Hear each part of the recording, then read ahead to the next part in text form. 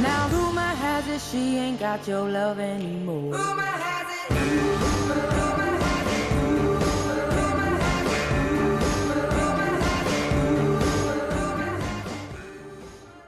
Hi, Hello, hello, and welcome. hello. Hi, hello. How are you? I'm okay. I will let the listeners in on a little tiny thing, which is that Pardo explicitly, I know many listeners were expecting, oh, we'll start with the smash hit musical sensation Rumors by Lindsay Lohan, a song that has been in Robert's head for days. But I opened my phone, and what do I receive? A text message from Recca Pardo that reads in its entirety, I have a music request, which is just to not play Rumors by Lindsay Lohan. Hurtful, sure, but I want to understand more. Well, I really wanted to just play it anyways, but then I thought, like, oh, what if this is like really traumatic? Like, what if she watched someone be murdered while Rumors by Lindsay Lohan was playing or something, Oh, and I'm going to re-trigger you? I was going to say something actually darker. I was going to say, what if what happened was actually what happened on this documentary I watched, which I have been watching a bunch of true crime documentaries lately. And basically what happens on Netflix, this girl, she gets kidnapped, but it's like very much the boyfriend being like, yeah, this guy randomly came in a wetsuit and like suddenly she's gone. But like I couldn't call the police till like a day later. And like the movie Gone Girl just came out. So they're like, oh, this is very much Gone Girl. Then the girl comes home and is acting weird. And they're all like, oh, this was a stunt. It was a hoax. Turns out it's not a hoax. She was kidnapped, trigger warning, sexually assaulted multiple times. And then literally, and I do not throw this word around, gaslit by the police, the criminal justice system, the FBI, and he made her wear these like blacked out goggles. Anyways, in the end, she sees him in court and she says, like, and now we meet for the first time face to face. Cause like the whole time they never saw each other's eyes. And at his sentencing, what? I am really interested in this and kind of swept away. And I'm just I wondering, like, forget how when we is got it? into it. Well, we were, Oh, so what I was saying was, what if that song Rumors by Lindsay Lohan was actually playing at that time during my abduction? Because actually it's not so far-fetched, because one of the actual details of this girl of what happened was that he was playing like upbeat French pop music the whole time she was in the bunker or whatever. So that actually could happen. So it's actually very relevant. I would say So it's that so thank you for very not playing that relevant. song. Well, now you know why it's good that you didn't play that song. Yeah, sure.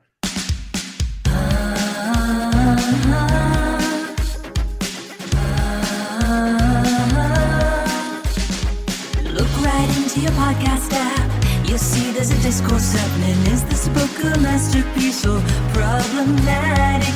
One's a lifelong diehard fan, the other's a first-time reader. Both are really smart and funny and attractive. Sweet feather, sweet feather. Talking twins and hierarchy. Sweet feather, sweet feather. Relentless focus on their bodies. Sweet feather, sweet feather. What do they mean by all American? Sweet feather, sweet feather. No sex, just titillation.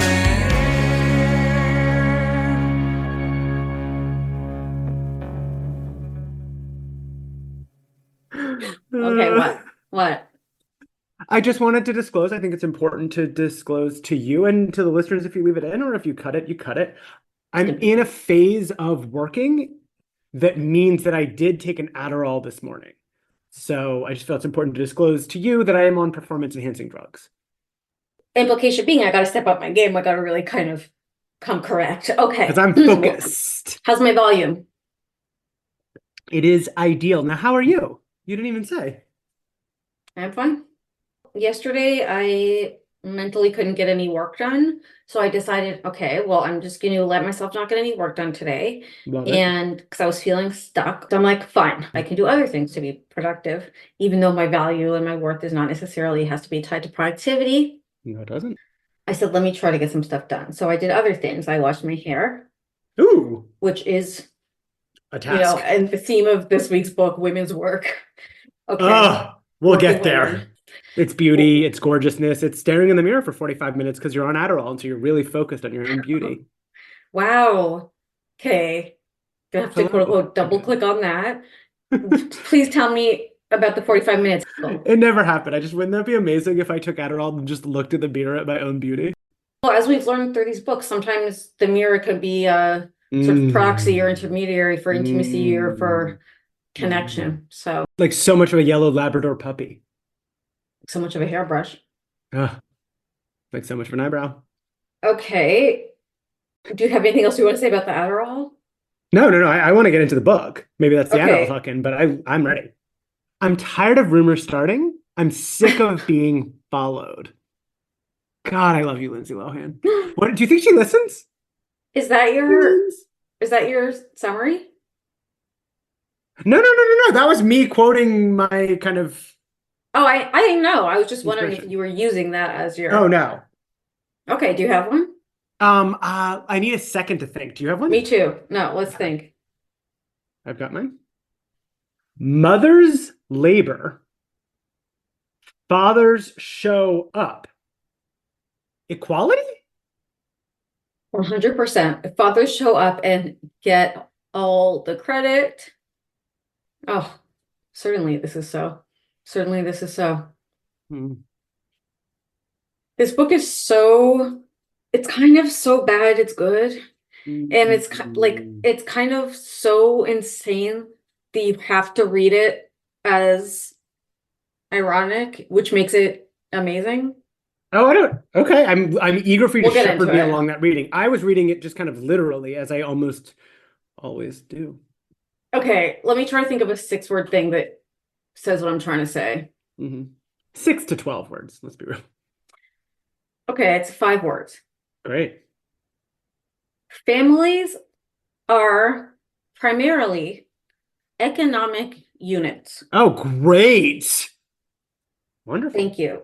One of the ways I think this could be read in some kind of critical or ironic or I don't know what way is that we might see this as a typical quote unquote family drama. And in a lot of ways, this book feels to me, of all the ones we've read, so much like a soap opera. Like there are so many moments that are particularly soapy. We've had some in other books, but this one and the cover really compounds this.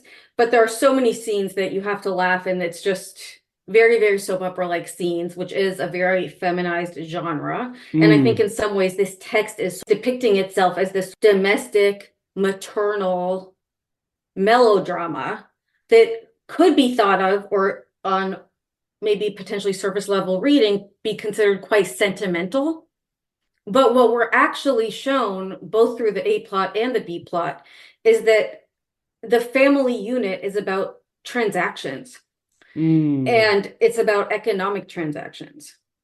And that could be considered interesting. We'll find out together, I guess. Yeah, I think it's definitely there. I think I love your pointing out of the like conspicuous soapiness of this text and the way that in some ways is it subverting it? What is it doing to play in that genre base? And like what things about it, I mean, as you suggested with yours, and as I also feel, there's some very patriarchy things happening and some very what the fuck men things happening. It seems, as you might say, ideological in certain ways. And I kept finding these moments where it's like, oh my God, is this going to be like the progressive feminist text that I've been longing for? And it's like, no, it is absolutely not. No, there are all these moments where it's like, it gets close to being progressive. And then it's like, oh no, someone says something really progressive and they're rewarded for it. Well, and I think we have different characters representing different perspectives. For example, Jessica, I think really sort of paradoxically, she's like the only feminist there. And, she's the one acknowledging economic realities. Like she's the one who says something like, she very matter-of-factly is like expressing what she thinks should be their family's economic aspirations of like, we should live in a nicer part of town. Alice, her mom, and Liz are both sort of being like, oh, haha, yeah, we're really so poor, aren't we? Because they're very comfortably upper middle class. But Jessica goes like, well, with dad's income, like, couldn't we afford fancier whatever? He's a lawyer. Like, isn't that what lawyers are supposed to do? Make money? And then the mom and Liz react to her like so, like that's so crass, right? But it's like she's the one sort of, I think, articulating what is the, for a lot of characters, unarticulated, potentially reality. By the way, we should say it's Sweet Valley High number 37, Rumors. As if that wasn't obvious from our 6-word summaries. I mean, how could you think it's any other book than book 30? Do you say 30? What do you say? Is it 37? Yeah. Let's put it this way. Any of the books we've read, could this not have been the title? Are there any books we've read that it wouldn't make sense for them to be called Rumors? I think there are books where it's like the rumor isn't, like Dear Sister is not about rumors. Is it not? I mean, the Yes. rumors of the new Elizabeth and I'm sorry. all right. Okay. Maybe it's the Adderall, maybe it's me, but sometimes there's a time to play, Pardo, and Dear Sister is not that place. All right, who's going to be the timekeeper today? Can it be you? Me. I like when you're the timekeeper. It's mother's work.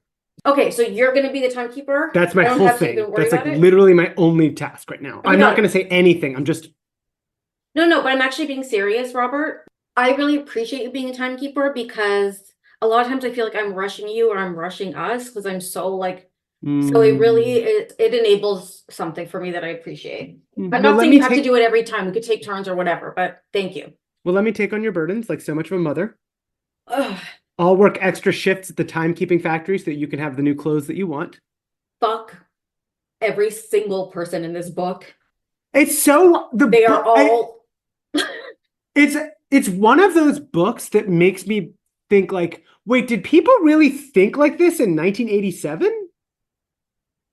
And I get that it's 40 years ago, but it still was just like all of this conversation was just like so patriarchal, as you say, 50s. It just felt very regressive and retrograde. And I was like, is this the now of the now that we're kind of living in?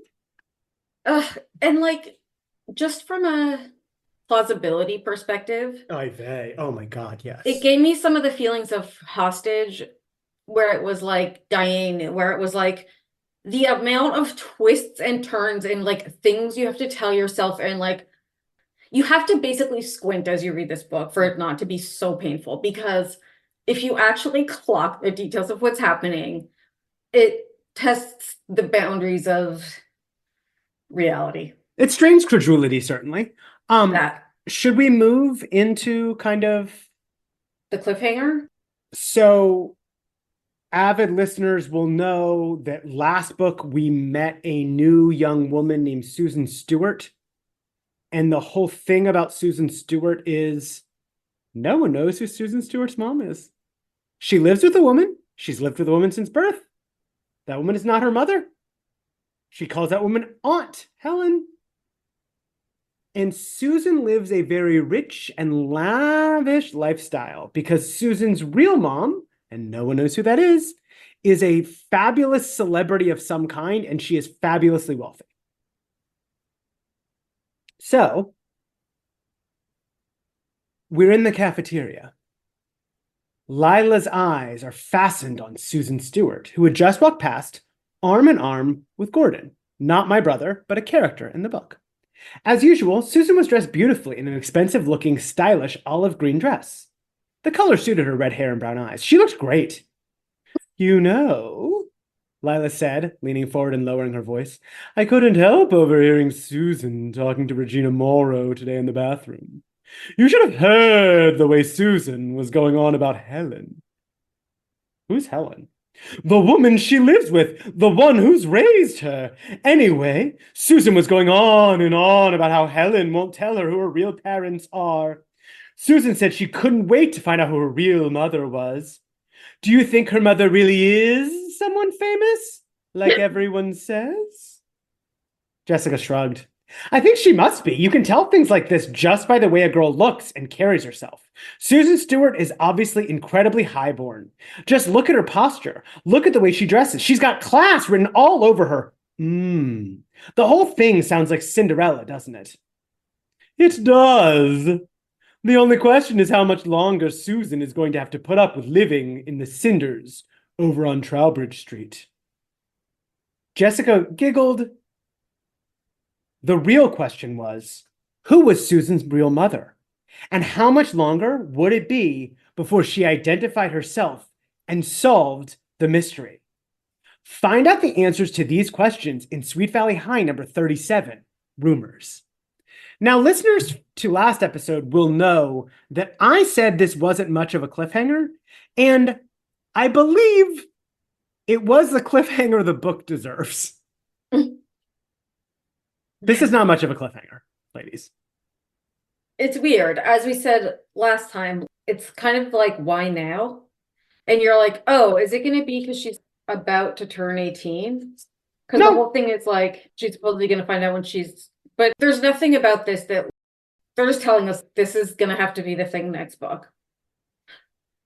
So I guess we should summarize the plot. This is a book of 2B plots with no A plot. There's not enough meat in this stew to really do anything. Or there's too much meat in the stew to where the meat sticks together and doesn't cook. So you end up with a pot full of raw meat. And no one turns on the stove either. Yeah, I do feel like the stove was certainly not cooking. So do you want to take B plot 1 or B plot 2? I want Susan. You always get what you want, and that's fine. And I love that for you, and I love that for me. Shall I start with the B plot? Wow. That wasn't fair what you just said. How about this? How would you like to do it? I don't care. Really? I mean, yeah. Because you just made a little comment. So you have to tell the truth. It was more than I made a little comment. I asked you what you wanted. Yes, then and that's called gave you passive what you wanted. aggression. No, you asked me what I wanted. I answered, and then you were like, well, you always get what you want. Okay, go ahead, do the thing that I asked you which one you wanted to do. So that's called not really saying what you want. I'm not saying I said what I want. So I would like you to now tell me what you want. I don't really care. I want to describe the plot of the book very quickly. Fine, I want to do Susan. So you do the other one, I guess. Okay, but I want to be clear. We all know this one sucks. All I care about is the listeners, and then we describe the plot. And it's like King Solomon is splitting the baby in half. And I just care about what's best for the baby. So you know what? You should be the one to take it. Huh? You would rather us cut a baby in half and we each share it, but I don't think that's very nice to the baby. So I say I'd rather go with you because I'm not being actually so selfish. So right. But the confusion about this metaphor is that you are still being selfish and getting what you want. No, I'm not. I'm saying you talk about Susan. No, you didn't say that. You said I'm going to talk about Susan. Me, Pardo. Wait, did you black out the last 4 minutes? Like that literally was ages ago. We've had 10 conversations since then. I said, please, you do Susan. Please. No, you didn't. You didn't once say that. Oh my god, I can't do that right now. I will have to go back to the tape and just check which one of us is. I'll have to like go get an MRI tomorrow. One of us for real. But I'm saying it now loud and clear. I need for you to do Susan, and I'm going to do the Mrs. Wakefield. Okay? Okay. So Jess is in a class, health class. She is learning about adult women fertility and that women can get pregnant even when they're in their 40s and 50s. At the same time, Mrs. Wakefield feels a little nauseous, has some stomach pains, is going to a doctor, and has some unique cravings. For example, pistachio ice cream. Jess puts 2 and 2 together and says, aha, mom is pregnant.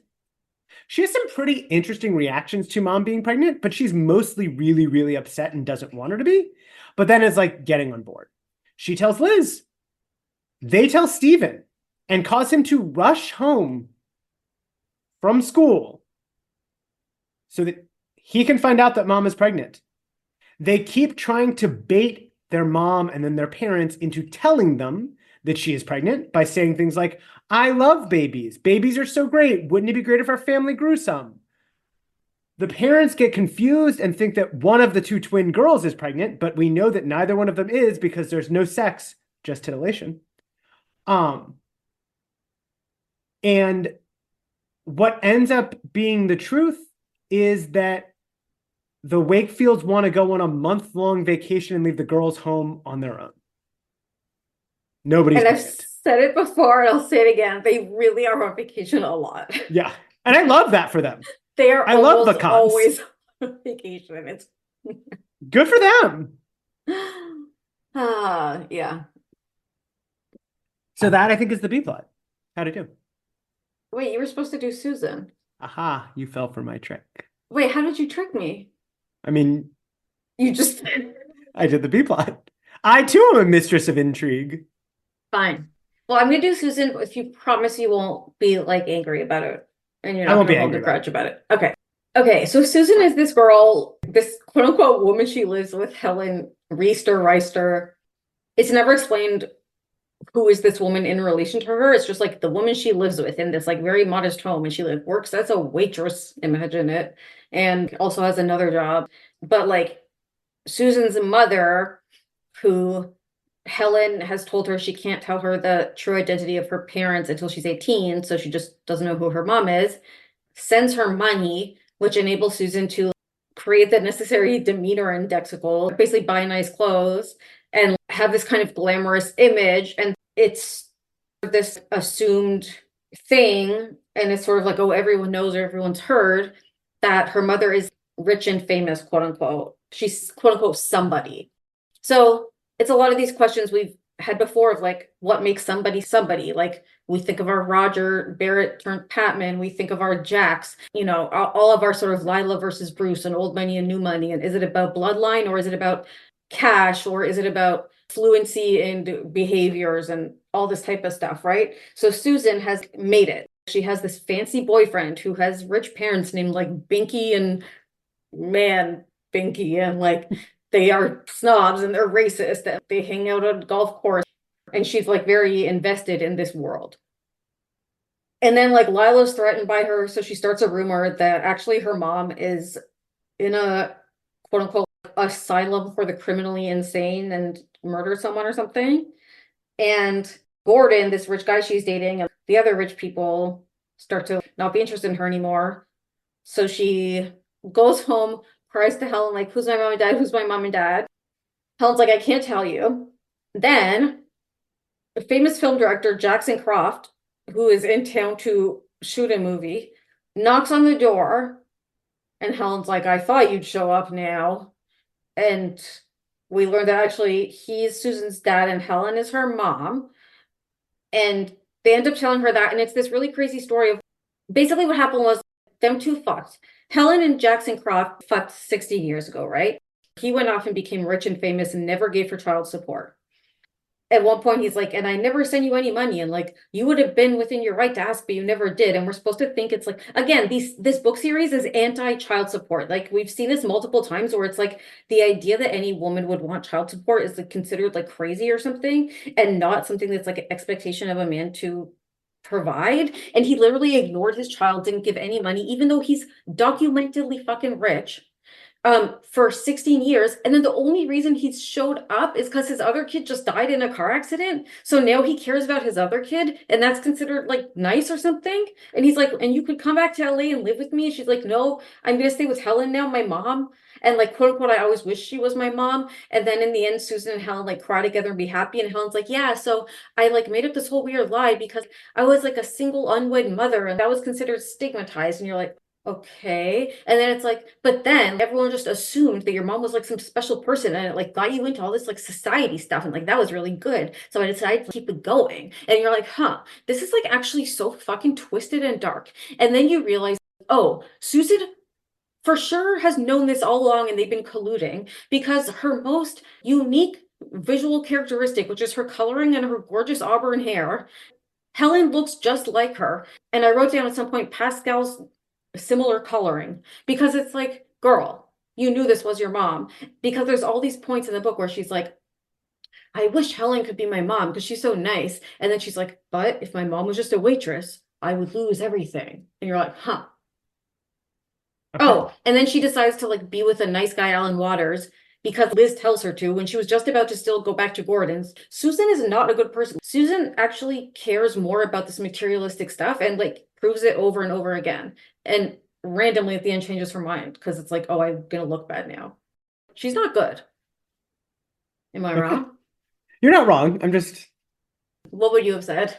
We definitely don't have time to go through another plot summary of this plot.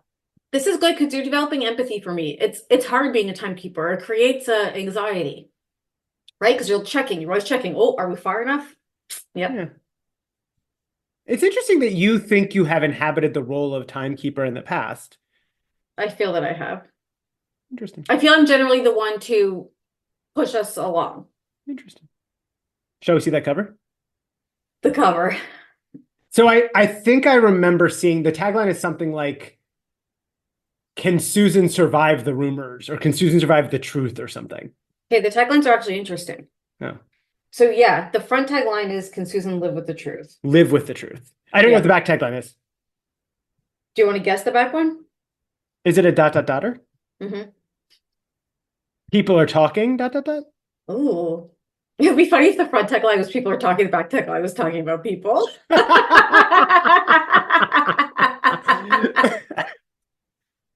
Oh, that would have been a good musical lead-in for this episode. I love that song. Don't worry, I'm sure there's 85 more books we can find a way to use that for. No, it's the back is painful lies, ... dot. Huh. Can I say what I think is interesting? Always. The title's rumors. Mhm. The front tagline is, "Can Susan live with the truth?" The back tagline is painful lies. It raises the question, what is the difficult thing in this book? The lie or the truth? What's more hurtful in this book? And which of these are we referring to by rumors, which could be somewhere in between a lie and the truth? Rumors could be true or lie, right? And it raises the question, like, we see Susan lying on her pillow sad or scared or whatever her face is telling us. It's like, what's the hard, painful thing here? Is it A, the lies that Lila tells that her mother is quote unquote criminally insane? Is it B, the lies that Helen told her, which is your mom is someone else? Or is it C, the truth that her mom is actually a waitress? And which of these things is the most painful or the most difficult reality for her to contend with? That's interesting. I did think for a book called Rumors, there's really just one central rumor. Right? Well, two. What do you think is the central one? The central one is Lila's lies. I think the other one is, and it's not described necessarily, or maybe it is, you can see as a rumor, but the assumption that her mom is someone famous has to have been a rumor because it's not something anyone could have ever stated as fact. It's something that's just goes around and is assumed. It must have been a rumor at some point in middle school, maybe in the Sweet Valley Twin books. But I feel like at this point, it's not like people are gossiping about it or talking about it. Like they're not spreading. They are. Lila and Jessica are in the bathroom talking about it. Oh, she's somebody. Oh, she's not somebody. Oh, I think it's this. I think it might be that. I think that's intentional to show that this just assumed reality she's been living with for however many years is a rumor that, like, by the way, who started it? Did she start it? Did Helen start it? I think that's all being asked. In the last book, it definitely feels like that was rumors. They're sitting there talking about it. In this book, it feels more like the wallpaper almost. Right, like they're not acknowledging it or necessarily treating it like a rumor, but that's also because it's like, it's more like folklore. It's like been around for, yes, like, right? Folklore, yeah. I love that. Yeah, really, this book could have been called Jealous Lies because what Lila did was she spread a jealous lie. I would love that. Yeah. Could have been called Double Love. Because she has love for both her mom and Secrets. Her dad. Certainly could have been called Secrets. Couldn't have been called Dear Sister, I feel. Again, I feel like that's pretty specific. You're right. Oh, but unless Alice has a baby, it's going to be another sister. But well, yeah, but then, of course. I do have to say about the cover, as I mentioned earlier, I think it's particularly soapy, just her dramatic clutching the pillow and a single tear. But also, I think she's so beautiful. Of all the people we've seen on these covers, she stood out to me. The color and shape of her hair and softness of it, and like her brown eyebrows and like her brown lashes and her brown eyes, like she's just so, her bone structure, like to me she was like gorgeous. Am I wrong? She is beautiful here. She's very beautiful. And her face, Robert. Yeah, she's beautiful. I'm not saying she's not beautiful. Yeah. There's not a lot to describe here. I know you have high standards. I know you have high standards. I have very high standards for the teenage girls on the covers of my books. But if we think of, like, for example, all the girls we've seen who are supposed to be so gorgeous, or who are supposed to be even like very, Like very pretty. Regina, Like Suzanne Hanlon. please. Okay, Like like Suzanne Hanlon. Suzanne Hanlon and Suzanne Devlin, TBH. Anyway, The all right, snoozers. should we get into it? Yeah, I do think your question about like what's the painful part is really interesting to me because it's hard to see exactly when this. I mean, I know that our friend and artist Matthew takes their liberty with like which scene they're depicting, but like when do we picture her being like kind of sadly, wistfully grabbing a pillow? Okay, here's when I imagined it. Right. I imagined it when she comes home from, because there was actually a point in the book where I thought it's this. It's when she comes home crying. She asks Helen, like, tell me. And Helen says no. And then she goes into her room. I thought it was that. That makes sense to me. It's when she's in this crisis moment of like, oh, I need to know. And again, we could read that multiple ways, but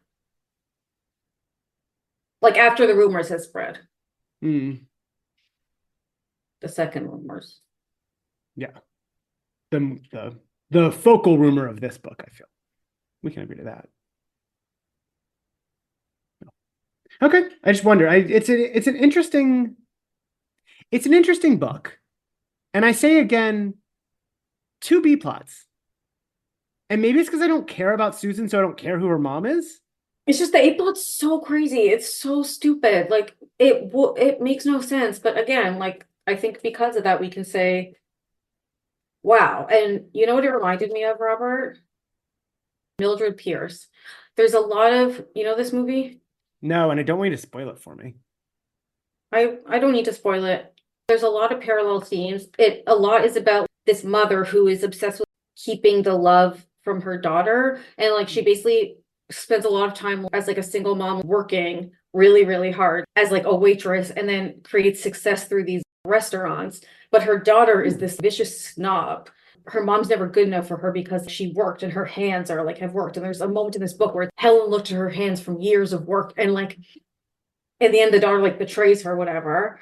And this thing of like the distance between them, the mother-daughter relationship, and like what Helen's work has afforded her and her attitudes and the way they treat each other and stuff. There's things about it that are kind of toxic and pretty dysfunctional and pretty dark. I hear all of that. That's very interesting. You've been snooping around ever since I got this job, trying to find out what it is.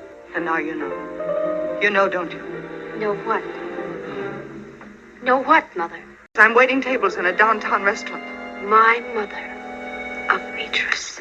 I took the only job I could get so you and your sister could eat and have a place to sleep and some clothes on your backs. Aren't the pies bad enough? Did you have to degrade us? Rita, don't talk like that. I'm really not surprised. You've never spoken of your people, who you came from, so perhaps it's natural.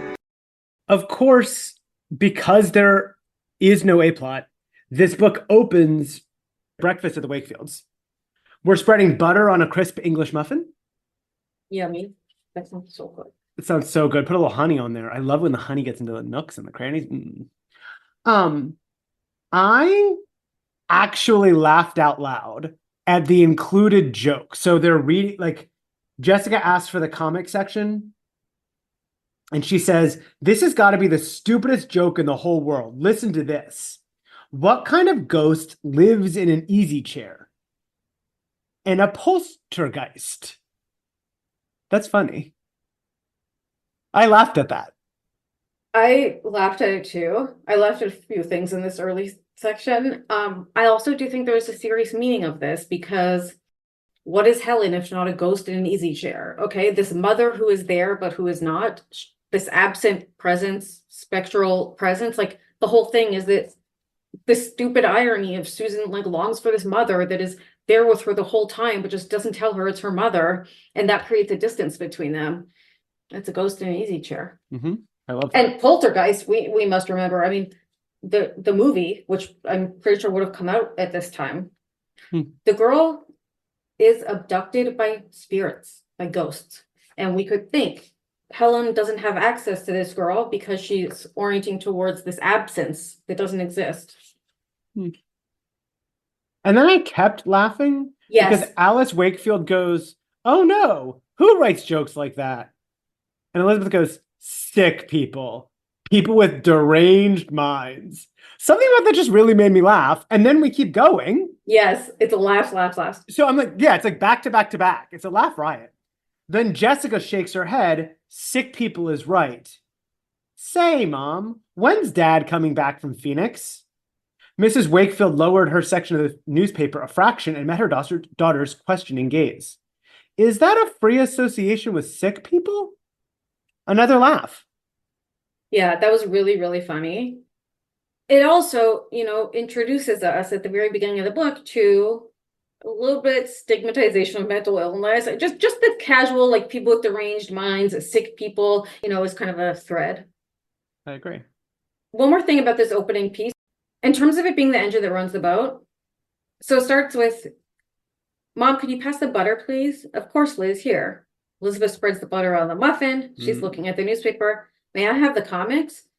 Without taking her eyes from the paper, Liz extracts the comics page and passes it to Jess. So starting us off with this quote unquote domestic scene that is very, again, unsentimental perspective on family dynamics. Family dynamics are transactions. We trade things, including like information. Like that's what we do. It's not them sitting at the breakfast table. Like they could have just started talking about when's Dad coming home. Well, also, there's that transaction. There's also the absent father. Yep. Who then returns, which feels like an engine-y boat kind of moment. We then get introduced to this complete nothing burger of Jess being worried about a noise that the Fiat is making. And then she makes Elizabeth listen to it and Elizabeth can't hear it. And it's like, oh, there's Jess hearing things again. And I'm like, what is going on with this Fiat business? And it like goes nowhere, right? It goes absolutely nowhere. Yeah, I wrote down Pascal's Fiat's weird noise because that actually, not to whatever, is a Pascal's Fiat's weird noise. Yeah, I wondered about that. Yeah, literally. Oh my God, I hope the car doesn't blow up and kill someone. You said literally. Oh my God. It's a gun, literally. It's gonna kill someone. I didn't say it's a gun, it's gonna kill someone. No, but I'm worried now. I live in fear. Meanwhile, we know that Elizabeth is riveted and she is reading this article about working women. She has this very funny reaction to the article about working women. The story was clear, informative, and fair, she decided with a nod of her blonde hair. Good reporting. If only she could write as well, she was silently.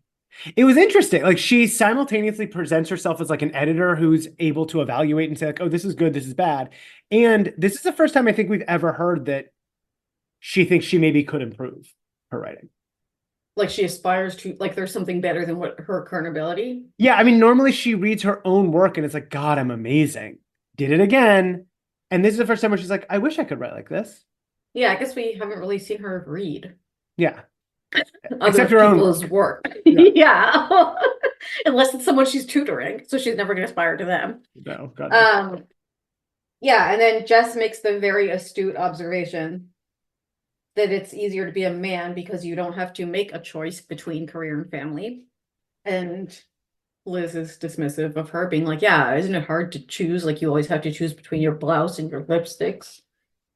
And Alice is dissociating and thinking about baby names, which is one of the reasons they think she's probably pregnant, but she's literally just being Alice. I mean, I highlighted this not because it's like, is she pregnant? Because we have no hints at this point, but she's literally just, listen to this name, Andrea Van Allen. I think Andrea is just a lovely name. And then Jessica says who it is, which is kind of interesting. Jessica knows who it is. And she goes, Andrea or Andrew. They're both nice names. And I just highlighted this. It was like, what the fuck is going on? Like, it's morning time. Is she on something? But what's so crazy is that paradoxically, it actually works with her character because her character is always like distracted, dreamy, or like somewhere else, or like blinking at the girls, being like, "Oh yeah, I'm like she's always being stuff where you're like, oh, is there a reason for this?" And there just isn't. Yeah, I don't love it. We get introduced again to another nothing burger, which is the Bridgewater Country Club's Bridgewater Ball. And there's like lots of drama about who gets to go and who's going with whom, which is something. But then we don't actually get to see the Bridgewater Ball because no one we care about goes to it. And I was like, oh, this is a lot of traction for the Bridgewater Ball for a very little payoff. Yeah, because it's all about getting to the ball, you know? It's like, that's the thing. How are we going to get to the ball? Do you have a date? But I just feel like, did I need to know that last year's theme was Mississippi Riverboat and this year's theme is Tales from the Vienna Woods? I didn't need to know that. But I will say that Tales from the Vienna Woods is like the sexiest theme I've ever heard. That's so funny. I thought Did you you would have like any- that last year they had ice sculptures, including a giant steamboat made of ice with jumbo shrimp all over it. I'm like, that sounded fun. Also, Jessica's like, oh, Vienna Woods, are they gonna have gondolas? And Mrs. Wakefield's like, oh, ha ha ha. You're thinking of Venice. And I did want to say that I have been to Vienna and I have seen a gondola there. So Jessica could have been right. Yeah, of course she could have been right. It would have been weird, but she could have been right. Tales from the Vienna Woods. It sounds like Into the Woods. It's like Sondheim. It's so sexy. What do you Tales picture? from the Vienna Woods. What do you I picture picture a lot of that's like sexy? red velvet, and I guess maybe that's giving me a little Red Riding Hood or something. But I picture like dark, deeply saturated colors, and like we're all walking Jewel tones. around You with love an jewel accent. I love a Jewel tone, and just like everything is just draped with luxurious fabric. Ugh, Tales from the Vienna Woods. Wow. It doesn't Yeah, do it it for me did that way, something. but I appreciate that it does for you. I mean, it's everything for me. Then they have this conversation about the Wakefield's class aspirations. And Jessica's like, it wouldn't kill us if we lived in a more fashionable part of town. And it wouldn't kill them to live in a more fashionable part of town. I'm pro that. Besides, I bet Dad makes enough money for us to live in a bigger house. Isn't that what lawyers are supposed to do? Make money? And then Alice is like, your father just happens to be one of those rare men who practices law because of his convictions, Jessica, not for money. Fuck Gross. off. Fuck off. It's just so weird. I guess it's not weird because this actually is a Pascal's gun, but we get the car noise again. Elizabeth can't hear it. Jessica can. Elizabeth's like, oh, that's just like Jessica to be so dramatic about something so small. And it's like, that's not really like Jessica at all. Jessica's dramatic, but Jessica's dramatic about big things. Yeah, and like, it's so fucked up of Liz to describe that as being dramatic. Hearing a weird sound in your car is the kind of thing that you should err on the side of caution. Right? Regarding, because if you're not sure, like the stakes are so high that you should check even if you're not sure. So it's like, you shouldn't call that being dramatic. You should call that being prudent. Yeah, I totally agree. We're in basically Liz isn't sure what she's going to write her column about, and so she ends up writing about who's going to the Bridgewater Ball, which this book just kind of sets me up at least to be like, oh my gosh, this is so ball forward. And like the end of the chapter is, let's just see who ends up going. I have a feeling some people would give anything to go to that dance. And we see none of that. Enid and Liz, for two people who are so not interested in this ball, literally spend all their time like thinking and laughing and joking and imagining and cosplaying out this ball. Like the chapter ends with them being like, oh, after you, madame, after you. Aren't we the type of rich fancy people who go to Bridgewater? Aren't they so annoying and dumb? It's like, okay, but you can't stop talking about it. Yeah. And it's like she thinks she's being meta writing this article. It's like, you're interested. Yeah. Yeah, you're not like doing it ironically. There's not like an arch way that you're approaching this. You just like actually care who's going. I thought Lila had a hilarious line at the beginning of chapter 2. Jessica's complaining that she didn't do her chemistry homework and Russo called on her twice. And Lila goes, what a drag. That's the problem with morning classes. You have less time to get the work from someone else first. Mm-hmm. It's a good line. Mm-hmm. Yeah, it was good. We finally get the introduction of Susan in chapter 2. And Jessica's speculating that Susan Stewart will be going with Gordon Stoddard, not my brother, but the character in the book. We have this line where Lila says, nobody's don't go to the Bridgewater Ball. And Jessica's like, Susan probably is a somebody, and you know it. Basically, the justification for why she's a somebody is that she spends a lot of money and she wears the most incredible clothes. But there's also stuff like there's a lot of ambiguity and like gray area between this like a nature and nurture stuff. Like, you know how we talked about like, oh, if Lila and Enid were in a castaway situation? I think later in the description of Gordon from Susan's perspective is really interesting because it's like he had the refined features that rich people, it's a combination of both, where it's like he had the what seemed like natural good looks that like rich people often have or something, but and you're like, okay, so it's like, you know, he maybe can have his hair in a certain way or have nice clothes or whatever, but it's like, no, then it also talks about his features. His features are also have a refinement. Same with Susan, like sometimes people talk about her, a lot of it is about her fancy clothes, but it also seems to be about like her ease in operating in such circles or her posture or her Elegance. like sophistication. Yeah. And it's like, well, maybe there is something inborn or whatever. And Jessica's like, well, you never could tell. And it says, like, in the meantime, a lot of people were going out of their way to be nice to her just in case. Like, what do they think? She's going to get this big payday and then give away money to all the kids in high school that believed she was rich? Like, I mean, there's that. There's also like, why are we all talking about this now? It's the middle of junior year. She didn't, I mean, why didn't they just have her transfer into school and then all of this would make sense? Why everyone's obsessed with who she is and her mom? Like, it makes no sense that we've known this girl our whole lives and all of a sudden we're like, wait, who is her mother really? And like Lila just started spreading the rumor now. It just feels like that's a very good point. I think having her transfer in would have been a very simple way to make it make sense. Why now? But I think there's a lot of questions that the writers of this book prefer to just not address. Yeah. Well, and I think the focus on, yes, they definitely think she is elegant and she seems highborn and she carries herself well. But the way that they also talk about the money leads to another question that is just completely unaddressed, which is that we are supposed to believe that these upper echelons of society and these like fancy clothes and everything is so accessible that a waitress just by working extra hard can get there for her daughter. Oh, it's so complicated. We're also supposed to believe that people like Gordon's family would accept her when like, her house and her like person she lives with is like not the upper class, but like she has this clothing budget and like that's enough. But I guess it's supposed to be that this woman, I guess, has like scrimped and saved and like been very frugal on herself and like worked extra so that she can like put the money towards like sending to her her kid for fashion budget, God knows, whatever. Okay. So, and then that has like gotten Susan this initial access that she has then leveraged in order to be able to like develop her fluency and her whatever that has like kept her in, you know? I don't know. I know, but it's not, it does, I mean, it just doesn't. And there are so many ways, I mean, there are so many different parts of it that don't make sense.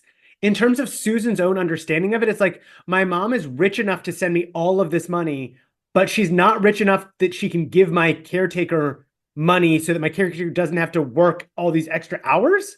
And also, like, she's been with this woman her entire life. Like, she is essentially her adoptive mother or guardian. So, like, would she not have any feelings about, not to say that the child should take care of the adult, but knowing that this woman is like working herself really, really hard and she is getting this allowance every month that she's using on designer fashions, has it ever occurred to her that she could redistribute that in some way or share some of this with her? You know, so, but I think for me, fundamentally, what is the most unbelievable thing about this story that makes me crazy is that, like, Helen, the mother's perspective, which is that she actually thinks that it's like better for this girl to think that she never knew her mother and that her mother abandoned her, then that this woman that she lives with and has a good relationship with and loves is her actual mom, but she's a waitress. It's like, huh? Why would you do that? It's so strange. It's very strange. I do think, for me, the economic question is the bigger question. Just because I believe it a little more the economic. I do see it being possible. Because I do see when she was saying, like, I didn't want you to be tainted by being the child of an unwed single mother. I didn't want you to be like, we do see that she is in some ways tainted and people treat her differently. So I that actually makes more sense to me than the economics of it, because I think there is a world in which she decides, like, I want her to have a better life than I had. Better life equals upper echelons of society. She cannot get into the upper echelons of society if they believe I'm her biological mother. So instead, I'm going to create this illusion that doesn't make any sense, but is still there. Whereas the economy of it, like, I literally don't think you could save enough money working as a waitress in Sweet Valley to live this life. Well, maybe she's not working as a waitress. Maybe we should ask that question. What is I'm she very really interested doing? in that. Well, I don't think did we get any scenes of her at the waitress institution? I'm Your blanking. restaurant, does it work? I believe the term is waitress institution. You know, I don't remember seeing her in the institution for waitressing. then we might ask. We might ask. I will say the other thing that bothers me about the economics is, and I think this gets to what you've already raised about child support, is that it would Oh be my God. so easy within the logic of the book. Just have this woman get money from the dad. It makes no sense. Also, just since we're talking about what's crazy, this whole time, right? It's like, who's your mom? Who's your mom? No one ever, including her, asks basically who's my dad. Never. Like, that literally doesn't matter because like dads don't count, and like them abandoning their kids is like we just assume that they will do it and that's fine. And like if they give you money for it, they're some sort of absolute saint. Or confused weirdo, you shouldn't do it. Right. Another one of the big ironies of this is that it's like, so at the end, Helen tells, well, actually, after explicitly Helen saying to him, Jackson Croft shows up without calling, without announcement, that's fine. And Helen's like, oh, I'm so glad you're here. I have no bitterness towards you. And like, of course, I would never take your money, even though you're rich and I have 10 jobs. And she's like, I just want to tell her about you when I'm ready. Like, I don't think, like, let me tell her first before you tell her. But she like doesn't explicitly tell him that she hasn't told her about like the fact I'm actually her mom, whatever. But then like Susie comes home and Jackson Croft just tells her everything. And I'm like, you piece of shit. Yeah. At the end of this book, there's a scene where Susan tells the girls at school, oh yeah, Jackson Croft, famous film director, is my dad. She, I don't think, ever tells them, and by the way, Helen's my mom. It's a kind of a joke that she sort of gets away with this whole thing because this whole time she's been like letting everyone believe her mom is this like random rich celebrity. Then in the end, she finds out it's actually her poor Helen that she works with. But at least, thank God, her dad is actually a famous celebrity, so she could just like focus on that. So now everyone's gonna think of her the same. She never has to have that revelation or disclosure or thing of like, oh, I accept it, or I like acknowledge my own internalized shame and stigma, or I grapple with this in any way. Yeah, that's a very interesting point. Yeah. It's fucked. Right? Yeah, Like, the whole book is pretty fucked. She never has to tell anyone. There's lots of talk about going to the ball. Everyone wants to go to the ball. Winston has a brief populist moment where he very coolly is like, wait, this is just for rich people. This is all fucked up. And says the first annual Poor People's Cotillion will be held inside this classroom every February the 30th from now on. Potato sacks are acceptable. Black tie. That means wear shoes with black laces in them, which is a solid joke. And then Ken like kind of makes a joke back, and then they end up dancing together. And I'm like, hey, homos. Yeah, I thought that was kind of genius. And it makes Lila so uncomfortable. Chapter 3? Definitely chapter 3. Binky and Farley. Binky and Man Binky, I believe you'll find their names are. Oh, you should be excited. We're at a new... Have we been here with any other rich family? Yeah, Sweet Valley Country Club. And I said, oh, I took notes that I haven't even been looking at because I've been so enthralled by you. I said, wait, doesn't Bridgewater have their own fancy country club? What's going on with that? Great question. Also, why doesn't Gordon go to Bridgewater High? Yeah. Or whatever the private school is in Bridgerton. That's funny. Bridgewater. Oh, okay. Here's where that description is, like basically Susan's perspective on Gordon. She glanced at Gordon and smiled softly. He was so sophisticated. Tall, athletic looking, and handsome. Gordon stuttered. had the kind of polished attractiveness Susan saw in lots of wealthy people. And that made me think, okay, well, what's she talking about? His features were finely molded and aristocratic, and he had keen blue eyes and glossy light brown hair. It's weird. The polished kind of implies nurture, but the features molded implies nature. The gloss on the hair could go either way, I think. You know, maybe he's been going to George. I was gonna say, if he's naturally glossy, God, he's lucky. So we just have the general kind of golf club, Binky and Man Binky talking about, oh, there goes the neighborhood. We're letting poor people in. We should only be letting in the right kind of people. And then they include Susan and say, your kind of people, our kind of people. And Susan has that kind of anxiety and is like, oh, am I the right kind of people? It's pretty interesting. She and Gordon have a conversation where he's uncomfortable because he's like, oh, she's seeing how racist and classist my parents are. And he's like, oh, you probably think they're pretty whatever. And she's like, oh, it's fine. We have these moments of her interior thing where she's like supposedly uncomfortable with how they are.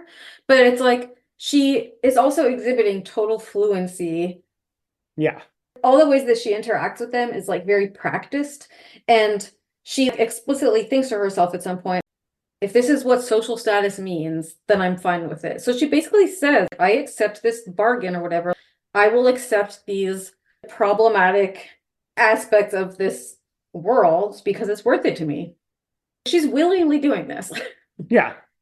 I think what's also interesting is that like the Goddard parents are, I think, in the perspective of the book, supposed to be considered bad, right? Yeah. Binky and Man Binky are bad. But if we look at the actual content of what they said, it's pretty similar to what Aunt Shirley and Uncle Herman said, for example, about the Carneys in Spring Fever. The way they talk about like, well, they're the wrong kind of people and their backgrounds are very different. But like we're supposed to interpret them as like kindly, if a little bit naive, Midwestern people. So I'm like, well, what's the difference? Like, you know what I'm saying? So the book sometimes is okay with it and sometimes isn't, as you would say, I would say, we would say, ideological. Definitely ideological. You would definitely say, I would say you would say that. We go back home. Helen has decided like, ooh, I'd really love to make a dress for you for the ball. That's our first, I think that was my first hint that like maybe the money is running dry. And then we get Susan thinking, what would my life be like if Aunt Helen were my mom? It would be wonderful to have a mother, but life wouldn't be the same if she had a waitress for a mother. People wouldn't treat her as well as they did, and she wouldn't have the advantages she did now. She wouldn't be invited to the Bridgewater Ball or to play golf or any of the other great things she was asked to do with Sweet Valley's elite social set. No, I wouldn't be where I am today if Aunt Helen were my real mother. Nothing would be the same at all. I think we could see her use of if there as like O.J. Simpson's if. You know what I mean? We're pretending it's a thought experiment. I feel for her because she's pretending it's a thought experiment, but she's also right. Like she is borne out in the book that like, oh yeah, everyone does immediately turn their back on her. And it's not because they know her mom's a waitress, but like it does feel like she in this moment is like trying to thread that needle of being like, can I have the love of Aunt Helen as if she's my mom, but not have the stigma of Aunt Helen actually being my mom? Yeah. I thought it was interesting that they described the house as the modest bungalow that Susan, quote unquote, called home. It's just versus the house she lived in. It's like the place she calls home, as if this is just her temporary housing until she goes to her real mansion or whatever, you know? Also, that Helen is described as attractive but anxious looking. I love that. I didn't know what to make of it, so I didn't flag it for us, but I did highlight it. I guess sort of like the way Roger was always running. It's like she's always working. She's always, you know, thinking about the money. I don't know, maybe. And then just, I also think it's important that she comes home and Helen's like, oh, tell me about your activities. Like, I love hearing about all the stuff you do. Yeah. Helen has a not prurient, but an interest in the activities. Like she is living vicariously through her. And I think that's also part of their very dark, dysfunctional collusion dynamic. They each get something from this, right? So yeah, they're both gross, is my point. They're both gross. I place far less blame on Helen. Me too. But actually a lot of it. Because she totally enabled this. Yeah, you're gonna enable.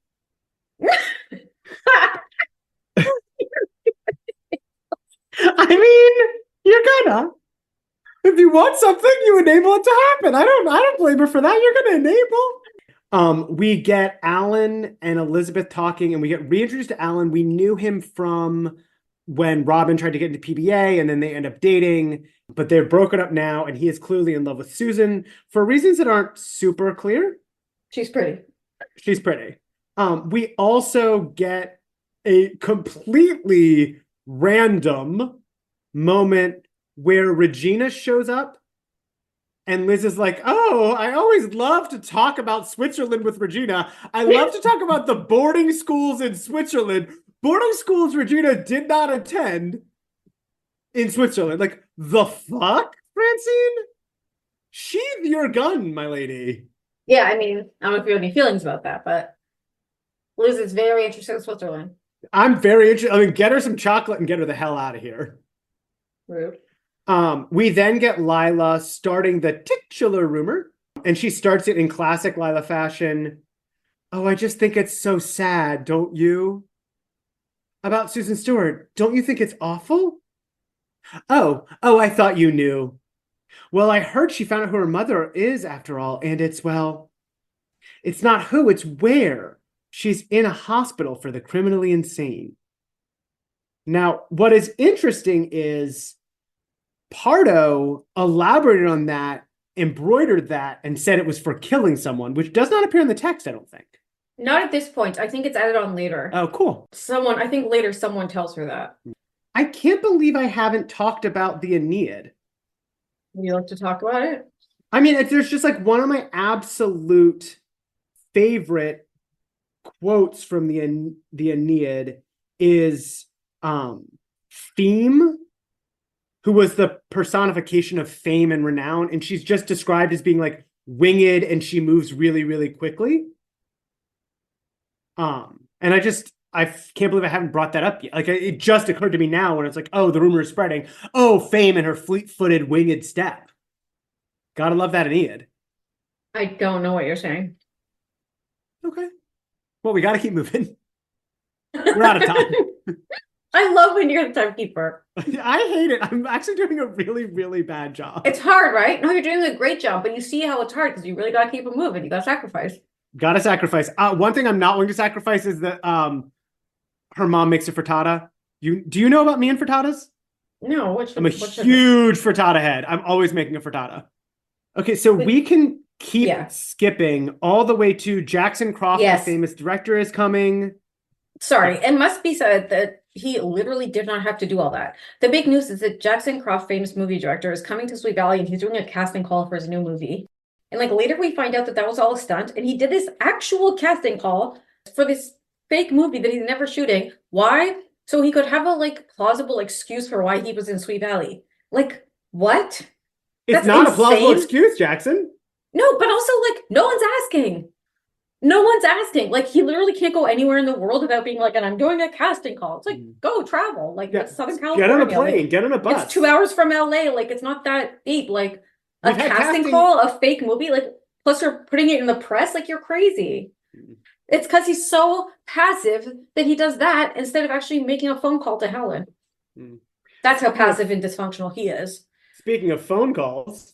We get your favorite Deborah Carteret on the phone. She's calling to cancel on Susan. We now see that the rumor has spread and no one wants to spend any time with Susan. Wait, are you going to explain Deborah Carteret? No. You don't think that's enough? Say that she's a person. She's a person. Fine, but let me just say that when I saw Deborah Carteret, I said, well, wait a minute. That I think is the wife of Bob Durst because I just famously watched The Jinx season 2. So I said, no I'm not spoiling. That's not a spoiler. So I Googled Deborah, wife of Robert Durst, but that's Deborah Cheriton. But isn't that a similar name? Very similar. We got a lot to get through still, though. Okay. I do want to keep us pushing. Then Gordon also dumps her. Gordon Is he the one who says it? Yes, he says it. Page 86. Okay. You know I don't do pages. You know perfectly well, Susan, so you can cut the big when she's like, what are you talking about? Oh, like, you're what are right. people saying? He goes, your mother killed someone and she's locked up in an asylum. Like, why have you been lying? I do think this is interesting because the taint of having a mother who is criminally insane and who has committed murder feels different to me than the taint of having a mother who is a waitress. Maybe that's too bold a claim. It felt different. Not that I say like we should cut out murderers' kids from our lives, invite them to the balls, certainly. Gordon does say something interesting, which is, why did you have to lie, Susan? What gave you the right to tell everyone you were so important? Which is just like an interesting way, like he's angry. He's like, it's not that I don't like you. It's not that there's anything wrong with you. It's like, I thought you were worth my time and you're not worth my time. And that's what's upsetting. But, and also that this was like an intentional deception. Yeah. And Jessica also suggests that later when she says to Liz, like, after what that girl pulled, she deserved something, that she like pulled this on people, that it was fraudulent. And I don't know. Again, I think there's a little more agency to Susan than she's maybe been getting. We find out why Jackson Croft is here. We find out that his son was killed by a drunk driver, the only possible way for you to die prematurely, of course. Lila and Jess are talking about whether Lila would go to the Bridgewater ball with Gordon, because basically they're like, Gordon's being such a jerk. Lila's like, I would also never go out with him, but you know how social obligations are. Like, if he asked me, like, maybe I'd go with him. And then Jessica's like, thinking to herself, that's laying it on a little thick. Lila made it sound as though the Fowlers have been millionaire socialites for years instead of being new money. Something crazy reveal in chapter 9, which is, I hope you freaked out as I did. We learned that Heather Sanford, who we remember from Out of Control, made Liz a dress. Designed and made a dress for Liz. Why? Like, we don't even get a reason, like it was Liz's birthday, and I'm Nope. not saying that makes it okay, but like, why should Heather make her a She shouldn't. dress after she treated her so shitty? Susan's really upset. Alan kind of reassures her and makes her feel better. And Alan, I think, is my hero for this book, if we're crowning a hero. He has this great line where he says, being a social outcast has its advantages, you know. Take me, for example. I don't have a lot of social commitments, so I have a lot more time than most people to do the things I really want to do. I was like, oh, fuck, that's smart, Alan. You're lovely. I love that. It's actually so profound. Good for him. Yeah. And then he's like, have you let me take you to this dark coffee house where no one cares about reputation, and we'll just dance around to music. Let's find a bar so dark we forget who we are and all the shadows of the maybes and someday. What's It's that? Rent. Take me out tonight. We cut to Helen and get a little bit of her interiority. She is obviously stroking, but she is not smiling. Mhm. She's brushing her hair. She writes a letter to Susan that explains what happened, but then she rips it up. It's so interesting that the reader learns the truth the first time through this letter that Helen writes to Susan that is interrupted because she like decides to rip it up, and then she isn't the one to tell her ultimately. It's the husband. It's just so disturbing. She has the impulse to communicate to her, but then the husband's the one who ultimately does. Like, it just feels so wrong. Like, she does all of the work and then he just shows up at the last minute and like says it. It's very fucked. And like blurts it out. Yeah. It's so gross. And then of course, people in these books, they love to show up at a door. Oh, tell me about it. Doorbell rings. A tall, sandy-haired man stood there, a nervous, hopeful expression in his gentle eyes. Hello, Jackson. I had a feeling you would come. And let me tell you who didn't have a feeling that Jackson Croft would come. Me! I had not... This book was so Looney Tunes, loopy-doopy, whoopy-doops. I was not even trying to guess the plot. And so when Jackson turns out to be her dad, I was like, oh, huh. Also, again, because the whole question of the book is who's her mom. Like, it's not like the book is like, who's her dad? Everyone says her dad is someone famous. Oh, by the way, there's this celebrity entitled Jackson Croft. No. They're like, her mom is someone famous. So it was a misdirect. Turns out the dad is famous. It's so wacky.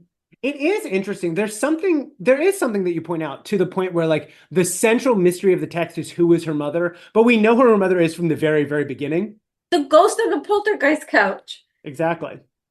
From that moment, everyone was like, oh, the upholstergeist? Come on. We get This Jackson. next conversation is so annoying. It's just very bleak. This idea of Jackson finally realizing because his son dies that he should have spent time with his daughter. And it's like, he's such a dick. And then it's like, because she saw that Jackson got married, she never wrote to him again. He never wrote to her again. And he's like, I'll never forgive myself for letting you believe you could manage on your own, even though I know you have. You know I still can't offer. And then he's cut off and she goes, I know. I don't want you to feel you owe me anything. I'm like, huh? Huh? There's actually a lot you can offer? Yeah, well, I mean, I assume the end of that question is like, I can't offer to marry you because I'm already married to this other Yes. woman. But I can offer back payments for the last 16 years, and here's when you can expect it in your account. Absolutely, and I will, of course, be paying that with interest. Bitch, I hate him. He's absolutely the worst. But I also feel disgusting. like, and I know that I'm not trying to blame women, but like, it is also her fault for They being both like willing to take nothing. like Roger's mom, who wasn't taking money from the airplane or the other one, and we're supposed to be applauding her for this. It's crazy. So he has to work as a janitor? No. No, this is not aspirational, people. Aspirational is getting your money from someone else who has it. It's also crazy that we're supposed to like admire these women for not taking child support from not even just like regular men, but men that are specifically ultra wealthy. Yeah. Crazy. It's made even more mind-boggling because it would just close so many plot holes if they just said, oh, he had been paying child support. It was him that the money was coming from, not her rich mother. And you're like, oh, okay, that closes all of that. But they won't do it. They're that committed to women not taking child support to help raise their children. It's so misogynistic. It's so dark and twisted. And let's get a little more misogynistic and dark and twisted with our final 5 minutes, shall we, Pardo? Please. Susan shows up. She recognizes Jackson Croft, which I found kind of strange, but whatever, and says, what is he doing here? Like, I don't think I could recognize a single director from sight. Like your George Lucas, your Francis Ford Coppola, they look the same to me.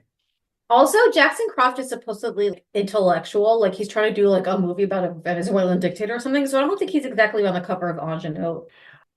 Weirdly, Helen flees from the room. Susan confronted the director. Would you please tell me what you're doing here? What have you done to her? And finally, he just says, Susan, I'm your father. The fuck are you doing here, guy? Like, what? And then she's like, well, then who's Helen? And he's like, Helen, she doesn't know. Fuck him. Yeah, absolutely the worst. And then Susan angry at the mother. And he like commandingly tells her, no, like she was actually brave and you shouldn't be mad at her. I'm like, oh, so the father's the fucking hero now? Like saving the day of her being, it's like, what? This also raises, but does not do anything to answer the question is like, what does it mean to be a mother or a father?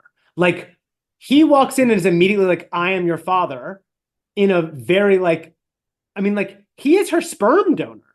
Mm-hmm. And we have this whole thing about who is her mother, who is her mother. She just lived since birth with this woman. Like, why don't we use the word mother for that? It's just like, yeah, it's really, really strange. And Susan's like, the auburn hair, the large brown eyes, the finely molded cheekbones. Like, yeah, we look fucking identical. and then she gets really upset, obviously. I mean, there is this moment where Susan has this realization where she's like, wait a minute, I've been spending my money on frivolous shit. And this woman, who it turns out actually is my mother, has been working tirelessly to get me this shit. That is so messed up. I was spending money so carelessly. I will say that I did cry when Susan said, it's like a dream come true. I found my real mother at last. And she turned out to be the most wonderful person in the whole world. I was moved by that. Mm-hmm.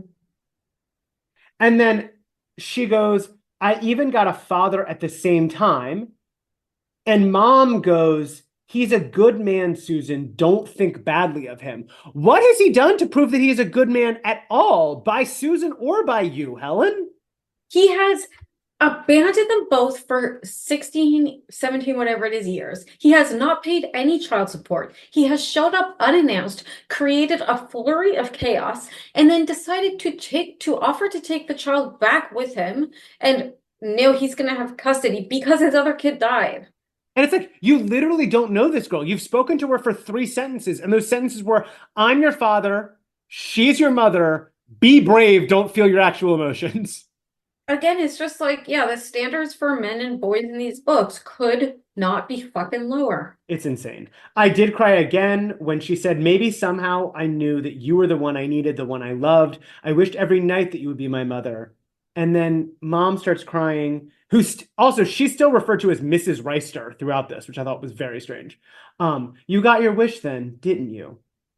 Susan nodded. I guess dreams can come true after all. They're at the casting call. Liz and Enid have a very, very lesbo moment, which I thought was great, but interesting, where Liz and Enid finally find each other, and Elizabeth goes, oh, Enid, it's a miracle. I'm so glad I found you. And then Enid's eyes twinkled. I had no idea you felt that way about me, Liz. Yeah, them two, their little jokey banter. Yeah, it's like, we get it. Make out. Susan shows up and just proudly tells everyone that Jackson Croft is her father. And Elizabeth says, I'm so happy for you, Susan. I know how much this must mean to you. And Enid says, yes, you deserve it, Susan. Which is so confusing to me. You deserve having a rich and famous father? That's something one can deserve? Crazy. We're all at the beach disco now, and we're dancing. Oh, we're dancing and having so much fun. Then we get this confusing moment where Susan's like, Liz, you'd never guess what happened. I was dancing with Gordon, and he said he realized what a terrible mistake he'd made, and could I still go to the Bridgewater ball with him? But then she realizes that Alan really does like her and wants to take her to a Japanese restaurant, and so she picks Alan over Gordon. It's just so weird that it happens that way. Because it's like, this is the moment of like, everyone's learned their lesson. So it would be that she would go with Alan, the nice guy that she realizes. But it's like, no, she's still going to go with Gordon until Liz just makes one little kind of sort of comment. And then she's like, oh, actually, Alan, it's so strange. I think to me, that shows me that like, she's not changed her value system. Like, or we haven't seen evidence of it the way we sometimes see. Sure. And then we get the cliffhanger, truly, truly unbelievable. It's just that Regina comes over, gives the Interlochen School's boarding school brochure. And she's like, Liz is like, my family could never afford a boarding school. And Regina's like, well, there are all kinds of scholarships and grants you could get. You should really look into it. And then Elizabeth's blue-green eyes blaze with excitement. Imagine living in Switzerland, immersing herself in another culture, traveling around Europe on holidays, studying creative writing at the Interlochen School. She turned to a list of faculty members and read the headmaster's name. Alex Hummel. I hope he's hot. Suddenly, she couldn't wait to get home. It was worth a try, Elizabeth decided. The next day, she would write a letter to, I hope he's hot, Alex Hummel. Oh, Regina, you're wonderful. Maybe there is a chance after all. Will Elizabeth leave Sweet Valley to study in Switzerland? Find out in Sweet Valley High number 38, Leaving Home. What? I mean, the book is called Leaving Home. She's not leaving. In the same way that the second that Jess was like, oh, mom is pregnant, I was like, oh, then her mom's not pregnant. Or like how the book Runaway, it's like, she doesn't run away. Yeah. Well, all I can say is that, remember I once alluded to Winston might one day find himself in a bit of an ethical, questionable scenario? Yeah. That's the B plot of the next book, just so you know. That's not a spoiler, I hope but it's you'll see. nothing bad. It's kooky. That seems He's in a kooky. scenario. That's all I'm going to say. I love a scenario. That's how I pronounce it. Thanks for listening to Sweet Valley Hive, hosted by Robert Marks and Rebecca Pardo. For more, check out our Instagram at Sweet Valley Hive. Theme song by Yessie and artwork by Elliot Carroll.